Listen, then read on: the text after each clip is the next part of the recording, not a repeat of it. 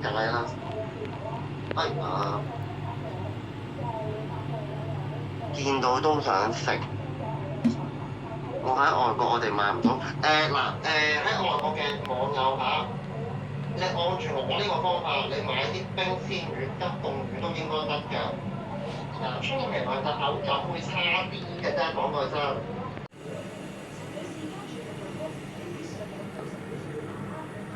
見到嗱係有啲燶燶地嘅，或者冇一嚿塊都有啲。